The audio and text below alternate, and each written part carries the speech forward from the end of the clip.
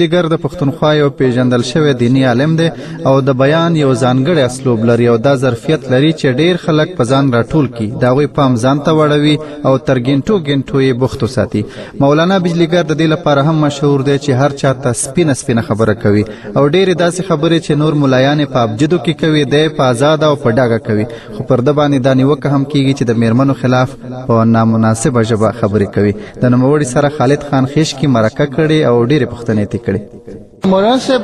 که دا مراته وایي چې تاسو خپل نوم څه دی؟ تاسو خو خلک د بجلیګر مولانا په نوم پیژني. ما خپل نوم محمد امیر دی او بجلیګر کې صدر کې چې دی MS بجلیګر دی کې زه 22 سال امام وم. بیا به د جلسو والا چې زما نوم په پوسټر کې ورکولو نو هغې کې به مولانا بجلیګر په نوم زه مشهور کړی وم. نو هغه دومره عام شو چې زما نوم چاله نه ورځي. مولانا صاحب تاسو د علم د زده کړه د کله نه شروع کړې ده؟ کوم ځای مو د علم زده کړه کړې؟ علم چې څه وخت کې ما کولو په هغه وخت کې د مدرسې نه وي. یو مولانا صاحب چې هغه د افغانستان د هرات او هغه په دیوبند کې د شان ورشاه کشمیری صاحب نه دوره کړې وه او سیټي کریم بخش هغه وخت کې د محبت خان صاحب جومات مشر و. نو مولانا صاحب چې راغی څه وخت کې نو هغه دلته په محبت خان صاحب جومات کې استاد ولګولو، طالبانو ته به سبق وایي. نو هغه سره مونږه 8 کاله سبق ویلی او د هغه د تقوا دا علم چې په 8 کاله کې مونږ سره 8 خبرې نه دي کړي سوا د سبق ویلو نه. سبق به مونږ ووایي نو بیا به ویل چې بار کښېنئ تکرار کوئ کنه او دی به په مانځه ودرېدو، یا به درس کولو یا به منځونه کول یا به وظایف کول. 8 کاله هغه سره مونږ داسې کړي. تاسو بیا دیوبند ته کله لاړې داسې نور کوم لوی علم دپاره؟ بیا هغې نه پس دلته بالا ماڼۍ کې مدرسه رفیع الاسلام وه، یو مدرسه وه، ټول پاکستان بصارت کې مدرسې نه وي. بیا هم دې کې سبق ویلو. ٹھیک شو. بیا خارجي علماو پخوا به په جوماتونو کې درس کېدو، دا مدرسې نه وي. نو ما به 3 ټایمه سبق وی. یو سحر به مسجد حبیب باچا صاحب د بالا ماڼۍ مشهور عالم و پخوانی، سحر مانځه پسې هغه په نه سبق ویلو. بیا به د غرمې د رفیع الاسلام مدرسې ته راتلم او مازدیګر مانځه پسې د بالا ماڼۍ کې تالا جومات باندې مشهور دی، هغې کې یو مولانا صاحب و، بیا به هغه نه سبق ویل. دا صرف ما دا کولو، ورځ به مې هسې نه تېروله. خیال راغی. بیا هغې نه پس مولانا ایوب جان بنوري صاحب د سیول کوارټرو مولانا صاحب، مولانا ادریس صاحب د تورو چې یونیورسټۍ کې اسلامک سنټر کې مو هغې دلته په دې سیول کوارټر کې مدرسه جوړه که نه، مدرسه یې جوړه کړه. نو مونږ هغې ته لاړو. دا رفیع الاسلام مدرسه چې وه دا بند شوه. نو هغه مدرسه چې وه هغې کې دوره حدیث شروع شو. نو لومبی کال خو دوره حدیث پکې زمونږ ملګري وو هغې وویلو او دویم کال پکې بیا مونږ شروع. بیا دا مدرسه چې وه بیرسکو دروازې نه دننه د غلام جیلاني صاحب جومات چې دا 2 تلاو جومات باندې مشهور. نو مدرسه هغې ته لاړه، دا کوارټر ځای تنګ و. هغې کې بیا ټول علما چې وو پکې هغه د دیوبند فارغ وو. خیال دې راغی. مولانا عبداللطیف صاحب و، کابل مولانا صاحب باندې مشهور و، محمد عمر نامه باندې مشهور و، مولانا ایوب جان بنوري صاحب دا خو د دیوبند خاص. نو دوی به بیا درس کولو. بیا دوره مونږ شروع کړه. بیا بنوري صاحب همدې مدرسه کې زه مدرس کړم. بیا 19 کاله دې کې زه مدرس. ما ټول فنون خارجي ویلي وو ځکه چې مدرسې نه وې که نه، چېرته د ټاپ عالم زبور پسې تلم. یو مثنوي مانه پاتې وه، هغې کې جبه یو کلی دی، هغې کې یو مولانا صاحب و چې د هغه تقریبا 145 سال عمر و. نو مثنوي هغه له ورتله، نور چاله نه ورتله. نو زه هغه پسې لاړم. ما ورته چې جي ما خو فنون ټول خلاص کړي دي او دوره مې وکړه او یو مثنوي رانه پاتې ده. ویل بچیا ته به کوم ځای نه راځئ؟ ما ورته ویلې چې زه به پېښور نه د دارالعلوم سرحد کې مدرس یم. نو هغه وایي چې هغه 14 میله دی. مال زما وزر شته خو ته راته غاړه کېده. ویل خو نو 1 بجې ته راځه او مونځ بدلې کې او بیا به سبق وایو تر مازدیګره بیا به ځې. نو 1 بجې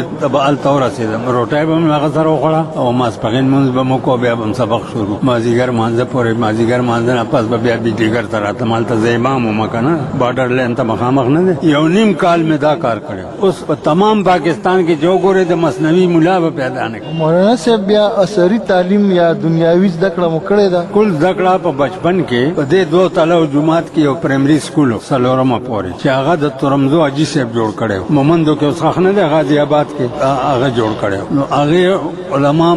ماسټران هم وو، علما دغه مو قرآن به هم پکې ښودو، سکول به هم پکې دا کول. دا نصیرالله بابر هم مونږ سره پکې ملګری و. هغه ملګري ټول مړه شوي دي. بابر خو اوس مړ شو که نه، دا هم زما د بچپن ملګری و. نو دې ټولو ماشومانو هلته سبق ویلی. څلورمه پورې هغې نه پس د علم شوق ته زه لاړم. تاسو عمر څومره دی؟ تاسو خو ډېر ضعیف ښکارېد. زما څه کم 80 کاله به وي. که دا مو راته ووایي مولانا صاحب چې ستاسو څو بچي دي یا څو لوستي مو دي تاسو د خپلې کورنۍ په هکله که زموږ اورېدونکو ته ووایي. زما 3 زامن دي او 3 لوڼه دي. ټیک شو. یو زوی مې معلم دی او بل زوی مې مستقریب ده عالم شي او مشر زوی زما چې دی هغه دنیایي کاروبار او لوڼه مې 3 واده دي. تاسو نوسي به هم وي نو هغې زده کړه کوي علم حاصلوي. نوسي زما اکثر چې دی هغه اقرا سپېږدي. اقرا نه دی. اوس کم زوی چې زما عالم دی دا هغه زوی اقرا کې قرآن هم یاد کړي. اول اقرا کې خدا قانون دی که نه چې اول په قرآن یاد کړي بیا په 10 پورې سکول ووایي بیا ورته کتابونه ښایي. نو د هغه زوی چې دی د عالم زوی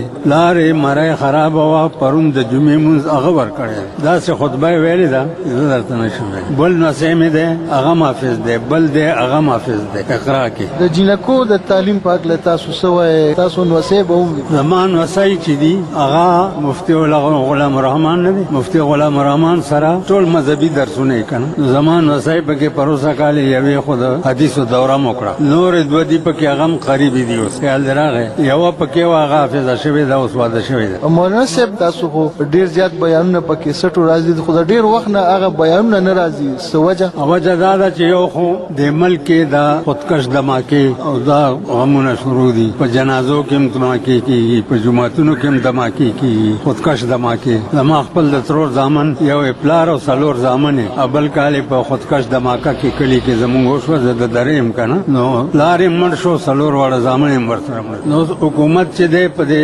محرم او بروفات جلسو باندې او پابندي لګوي که نه نو بیا زما متعلق خو بیا ډېر یېرېږي نه چې ځکه زما خوله بې واکه ده نو هغه جلسې دا 2 کاله شو چې بند کړي. تاسو دغې خودکش دماکو ته چې دا په جنازو او په جوماتونو کېږي دغې ته د عالم په حیث په کوم نظر ګورئ؟ زه دې ته په دې نظر ګورم چې د رسول الله صلی الله علیه وسلم 2 حدیث دي. یو دا حدیث دی چې اعمالکم عمالکم تاسو عملونه چې دي دا بس تاسو حکمرانانی. بل حدیث دا دی چې کما تکونون یؤمر علیکم څنګه چې یی داسې به در باندې عمرا راځي. عثمان تاسو زیات دا قوم او ملک ښه پېژنئ چې د دې څه کردار دی او د دې څه عمل دی. دا جنازو او جوماتونو کې چې کوم دماکي کېږي دا آیا اسلام ته یا زموږ مذهب ته زیان نه رسوي؟ زموږ مذهب خو بے دماکو خلکو تباہ کړی دی نو دماکې به ست تباہ کوي. ته پوه شوې؟ اوس نن اخبار کې وګوره بجلو باندې 3 یونټ یو یونټ په 4 روپۍ یا یو یونټ په 1 روپۍ وکنه یا یو یونټ په 4 روپۍ. خیال دی راغی دا چا کړي دي؟ دا زموږ اعمالو کړي. مولانا صاحب تاسو په خپل بیانونو کې د رحمان بابا ډېر شعرونه وایي. معلومیږي چې تاسو رحمان بابا پوره مطالعه کړې ده او هغه نه متاثر خو بیا دغه ترخګرو د رحمان بابا قبر هم الوزولې دی په بمونو. تاسو په دغه کله څه وایي؟ د رحمان بابا کتاب چې دی ما په شب قدر قلا کې یو کال نظربندم یو شعر مې ویلی چې ګرب امیرو سگ وزیرو موش دربانی کند ای هما ارکان دولت خانه ویرانی کند. چې پیشو د غوښې باچایي او سپی وزیري او مګی څوکیداری. دا 3 واړه به د غوښې بیړه تباه کړي والله که چاته تیکم پرېږدي. نو هغه سی ډي والا ولیکل چې دا سګ وزیرو مولانا صاحب قیوم خان ته ویلي. نو هغه جابره بلا وه هغه زه ونیوم یو کال شب قدر قلا کې نظربند. دا کوم کال و چې تاسو نظربند؟ لومبی کال د پاکستان جوړ شوی و. دا خبرې وکړو مولانا صاحب د رحمان بابا پاک له تاسو څونه ویل دغه مطالعه د رحمان بابا کتاب مې هلته ټول یاد کړی دی. ټیک شو. اوس دلته وګوره ته سروې وکړه د ټاپ علما. یو میاں درګل صاحب د سخاکوټ اسیر مالټا چې شیخ الهند سره په مالټا کې 4 کاله کېد اپ د مین رحمان بابا کلام باندې زه به چې سوات ته جلسو ته تلم نو 2 غنټې به مخکې روانېدم 2 غنټې به مې هغه سره تېرولې سخاکوټ. نو زه به چې ولیدم ما ته ویل چې بیجګره چپ مه کښېنه قصیده ووایه. خیال دې راغی. نو یو ورځ مې ورته دا اشعار وویل چې اسم حاصل نه کړه په شیخای په ملای کې اسم حاصل نه کړه په شیخای په ملای کې پس لدې میں وار دے ہر چشی پا میخانا پام کو د منصور غندی پدار نش رحمانا پام کو د منصور غندی پدار نش رحمانا ډېرې د عشق خبرې مکړه نادانا دا شعر مې ورته ووی هغه داسې ناست و یو اف یې وکړو ما ورته ویلي دي ویلې بچیه د دې سړي یو شي ته زاریان یې چې نن نه دا 400 کاله مخکې دا دومره لوی علم چېرته و چې ده کړی و هغه باریکات د تصوف چې ده په یو شعر کې حل کړي دي نن نه 1000 کاله مخکې امام غزالي تېر شوی دی هغه نه دي حل کړي. مولانا صاحب څنګه چې تاسو ووایئ چې بیا تاسو سیاسي بیانونه ورکول او سیاسي یو ګوند سره یا پارټۍ سره مو تړون و سیاسي دغه کې زه مولانا یوسف بنوري صاحب د کراچي ټاون پېژنې به که نه هغه به چې دلته راغی نو زه به 3 ورځې مدرسې نه چوټي کولم د هغه 3 ځایونه وو د کتو یو لنډي کوتل کې صاحبزاده صدیق صاحب هغه سره به یې شپه کوله زه به ورسره وم یو به د یونیورسټۍ مولانا اشرف صاحب هغه نامونه لاندې شل نو ویلچیر کې به ګرځېدو او د کراچۍ د ټاپ استازو د دنیات او تبلیغي جماعت کې ډېر لوی کردار و یو شپه به هغه سره او یو ورځ به شیخ حبیب صاحب جماعت د قبر سره شیخ حبیب صاحب دی لیدلی زیارت نو څه دی لیدلی باغ ناران دی لیدلی حیات آباد کې او شیخ حبیب صاحب دی نه دی لیدلی واوره مولانا یوسف بنوري صاحب شیخ حبیب صاحب زیارت چې دی دا د شیخ حبیب صاحب د حضرت بنوري صاحب رحمت الله علیه 400 کاله مخکې چې تېر شوی دی د هغه خلیفه و هغې سره مقبره ده د دې بنوري سیدانو هغې کې د مولانا یوسف مور ښخه وه دا د مور قبر ته بتلون اول به شیخ حبیب صاحب ته لاړو بیا به د مور قبر ته لاړو خیال دې راغی نو یو ورځ یې څو کاله دا کار شوی و که نه یو ورځ چې راووتو ما ته وایي چې یاره برادر هغه به ما ته برادر وایي برادره زه چې د مور قبر ته راشم نو ښکاره پته راته ولګي چې څه فایده راته وشوه دا مولانا یوسف بیا کراچۍ ته تلو نو ریل ګاډي کې به تلو که نه مونږ ورسره تلي وو ګاډي کې لږ ټایم و ډبه کې مونږ هم ورسره کېناست نو ما ته وایي چې برادره که ملګرتیا کې په علماو کې چا سره نو مفتی محمود سره وکړه مفتی محمود چې و هغه د ټاپ درویش دی او هر ویښته د هغه اسلام بس ټیک ده بس چې هغه هم رخصت کو رالو قاسم علي خان جومات کې مفتی محمود صاحب و بس ما لاس ولور کوم چې زه ستا مرید کړم مولانا یوسف بنوري 10 کاله ما مفتی محمود سره ملګرتیا کړې ده په 10 کاله کې قسم درته خورم چې دی ما په تیکه خوراک نه دی لیدلی 10 میاشتې وزیر اعلی ما د بنګله کې چرګ حلال کړی نه دی لیدلی 10 روپۍ ورځ د هغه د بنګلې د روټۍ خرڅ و خوټ کېدلي دال به یې خوړه کله به یې ماښام ما ته ټلیفون وکړو چې راځئ نه ما به نه ځي ویل به مړی بالې وخورې ما به ورته چې زه بیمار نه یم چې پرهیز مې دی تا بنګله کې خوټ کېدلي دال ما ته ویل یاره غو ډېر ورانې نو مولانا صاحب اوس هم هغه ګوند سره لکه جمعیت علما اسلام سره تړون لري مولانا فضل الرحمن ملګری دا اعلان ما په دیوبند کانفرنس نه وشوی جی روډ باندې په دیوبند کانفرنس کې ما دا اعلان کړی دی چې ما سیاست مفتی محمود صاحب سره دفن کړی دی په قبر د سیاست مذهب سره کوم دنیا سره نه کوم ټیک شو او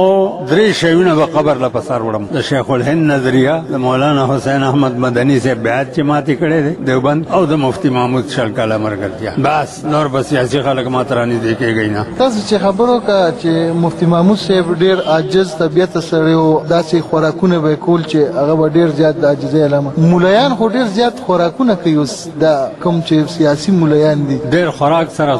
صحت ګورئ نو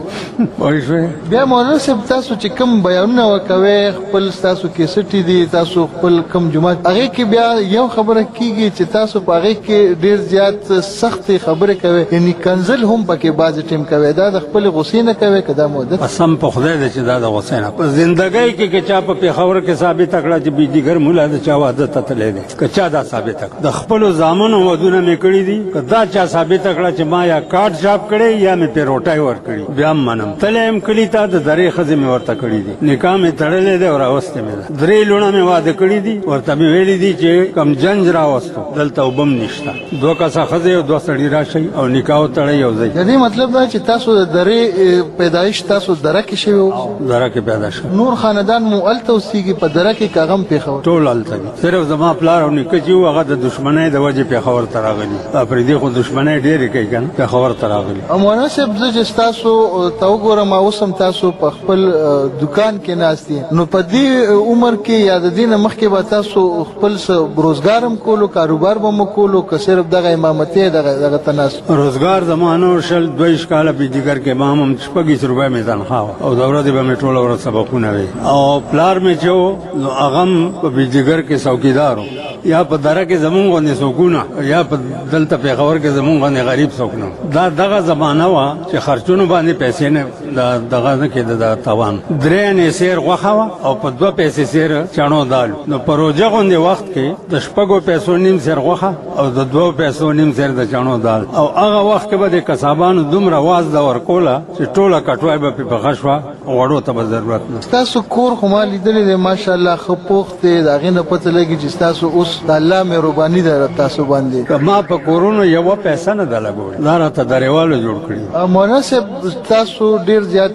عقیدتمند دي مونږ وینو هغې ستاسو بیانونه اوري او بعضې مسلو باندې ستاسو حواله هم ورکوي چې بجلیګر مولانا صاحب داسې ویلي دي داسې ویلي خو بیا که مونږ وګورو تاسو ته هم ګیله کوئ چې عمل پې څوک نه کوي د دې څه خاص وجه چې د وطن نه مونږ د چا د وجې راورک شوي چا سره هم دښمني وه زینګل نامه یې وه ورشه په ټول دره کې پوښتنه وکړه د هغه نوسی دلته راغی ویل استاد جي زه عالم کېږم نو ما ورته ویل چې ته څوک یې چې زه زینګل ماسا یم اپریدی ژبه کې راته وایي ما هغه زینګل چې ما پلار یې ویشتی و 15 ډزه ویل چې او بار موټر ولاړو مال کېنه دی موټر او یارېدو چې ګینې لړاکۍ مې خیر کېناستو موټر کې مالګو منډۍ ته مې بوتلو قاری فیاض نه دی هغه ته مې چې مې ارباب کے قاتل کا نواسا ہے اور اس کو میں عالم بنانا چاہتا بس داخلے کو 8 کال په درس نظامی ہوئی په خاص نظر باندې چې 8 کال پس بیا راغی ماته ویل چې استاد جي 8 کال خو درس نظامی ختم شو مالو دوره چاپتا کې په دې مې پوه ویل زه مولانا سنجان صاحب سره بیا مې هلته بوتلو مجیزه زما د پلار د قاتل نوسی دی او دوره بدل تکي هغه داسې بل نورې خبرې مه کوه هغه دې سر له یو پړک ورکو ویل دا ستا ایمان بله څوک پیدا کړي د پلار د قاتل نوسی راولې عالم کې او دورې حدیث پې کې دوره حدیث پې مولانا سنجان صاحب سره و بیا ما به د درې د اختر مونځ چې دی دره کې کولو د ټولې درې به یو مونځ و او به ما کولو کم از کم 30-35 کال هلک ته مې وویل چې هلکه عالم خو شوې خو چې زه تقریر له د اختر په ورځ درشم نو ما ته مخامخ به کښېنې چې ښه استاد جي بس راته مخامخ ناست ما تقریر شروع کړو چې درېوال مې څومره کندلي دي کا کیسټ دي واورېدي حق ته حق به شي په لاره به چې راتلم سوچ به مې کولو چې زه ترې ژوندی څنګه راووتم نو پام یې سوړلو داسې ما ویل کو دا پېژنو څوک ده چې ټول 15 لکه خلکو هغې ورته چوکته دا خو زینګل ماسای ده وایي د نیکه دې ما پلار ویشتی و که نه وایي چې ویشتی و ما دا مې عالم کړی دی ټولو غوږونه ونیو او سرونه یې ښکته ژوند داسې تېر کړی دی تاسو په بیان کې ډېر سخت هغه یو کنزل اکثر نو دا کنزل که به کینی نو ښه به نه وه نه په دې خو ایله زه زړه یخوم یعنې ټوپک به مې ګرځولی تماچا ډېر خطرناک وایي په دې خپل زړه یخ کمه چې زه ما نه که ته تمامې کیسټې واورې که نه ما کیسټونه لندن ډک دی امریکا ته ډکه ده چین ته او چین نه سړی را لېږلی وي یو ښځې چې ستا کیسټ مې اورېدلی دی او پې لیونی شوی یم سړی در لېږم چې څومره کیسټې پېښور کې ټولې وله اورې سړی دلته 15 ورځې پس راغی او ناصر کیسټ هاوس والا ته مې واستولو او هلته هغه نه 900 کیسټ یې واغست دا کیسټ ستاسو په خوښه ده کېږي او دې کې تاسو ته بیا څه ګټه میلاویږي نه مړه کیسټو والا نه پوښتنه وکړه خو دا کشنې چای م را باندې څکلي یو ډېر زیات ګټه کوي کوي به نه خو دی بیا خو بس تاسو مولانا صاحب خپله شاعري کوئ نه د شاعر نه یم دا خلک چې شعرونه جوړ کړي ما ته یې وویل او زه زیات په رحمان بابا مین یم برایده خو هغه درته نه کوم اورېدونکو ته وکړئ خیر د جي که د هغې په فایده قرآن رحمان بابا ما په قبر کې م لیدلی دی جی بالکل تاسو یو بیان کې دا ما اورېدلی دی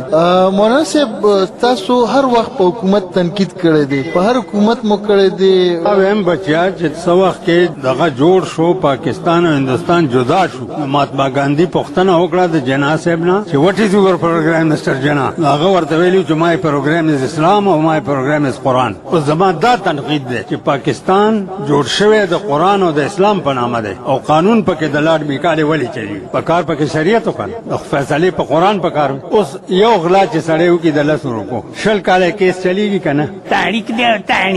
تاریخ دی په دغه کې کېنولي دونډونه